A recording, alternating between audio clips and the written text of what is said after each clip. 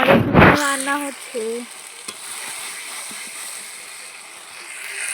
সেটা আমি করছি, এবার আমার মা করবে। এবার আমি খাবো।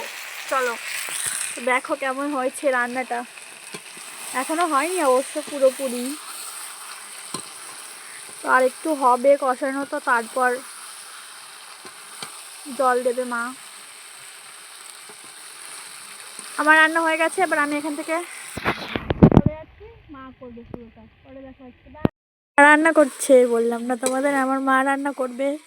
তো এই যে এটা আমাদের কাঠের জালে উনুনে রান্না হচ্ছে, তো যেটা স্বাদ সত্যি খুব ভালো। তো দেখো কালারটা কি সুন্দর এসছে, দারুণ দারুণ হয় রান্নাটা। তো বাই, পরে কথা হচ্ছে। মায়ের হাতের মাংস কষানো, তো সেই স্বাদ সত্যি হেব্বি লাগে। দেখো জাস্ট কালারটা।